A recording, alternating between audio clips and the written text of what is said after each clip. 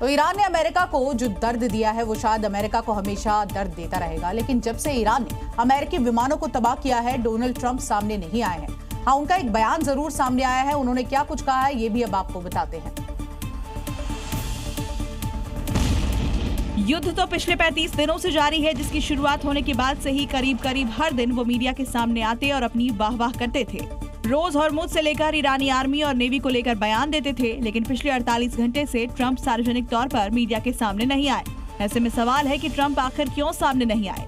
क्या Trump Iran के हमलों के बाद से खौफ में हैं? क्या ट्रंप मीडिया के सवालों का जवाब देने से बच रहे हैं, या फिर ट्रंप ईरान पर बड़े हमले के लिए सुरक्षा अधिकारियों के साथ प्लानिंग कर रहे हैं, या फिर युद्ध से सेफ एग्जिट प्लान बना रहे हैं? ईरान के अमेरिकी जेट्स और हेलीकॉप्टर गिराने के बाद दावा है कि ट्रंप ने सुरक्षा अधिकारियों के साथ मीटिंग की है। साथ ही व्हाइट हाउस प्रवक्ता कैरोलिन लिविट से पल पल की जानकारी ले रहे हैं। हालांकि एनबीसी न्यूज को दिए बयान में ट्रंप ने विमानों के गिरने पर कहा कि इससे ईरान के साथ बातचीत पर असर नहीं पड़ेगा, ये एक युद्ध है और हम युद्ध में हैं।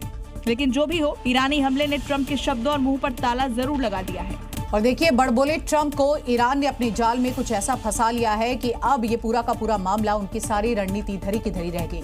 अमेरिकी फाइटर प्लेन को मार गिराना ये ईरान के उस चक्रव्यूह का हिस्सा है जिसे ट्रंप खुद ही फंसते हुए चले जा रहे हैं। और सुपर पावर की सुपर बेइज्जती हो गई। दरअसल ट्रंप ने इस युद्ध पर टोटल कंट्रोल होने का दावा किया था, लेकिन ट्रंप ने हॉर्मुज पर ईरान की चेतावनी को हल्के में ले लिया। ईरान के इस एक वार ने पूरी तरीके से इस युद्ध की दिशा बदल दी और इसका असर व्यापक होने वाला है।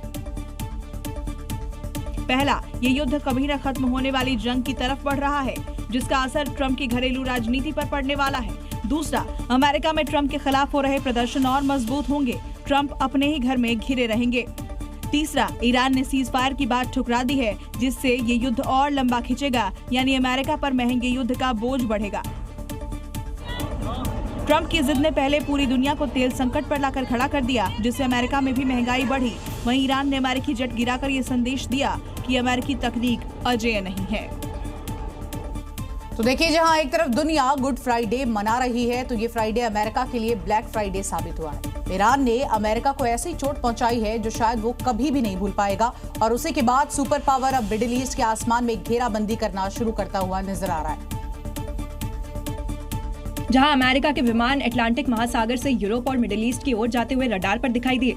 इन विमानों में अमेरिका का C5, C-17 और 135 टैंकर विमान शामिल है। जिस तरह ईरान ने अमेरिका के विमानों और हेलीकॉप्टर्स को मार गिराया है, उसके बाद अमेरिका की सुपर पावर वाली छवि को नुकसान होने के साथ ही डोनाल्ड ट्रंप की इमेज पर भी सवाल खड़े होने लगे हैं। और अब ट्रंप के लिए इस इमेज को वापस पाने के लिए कड़े कदम उठाना लाजमी है।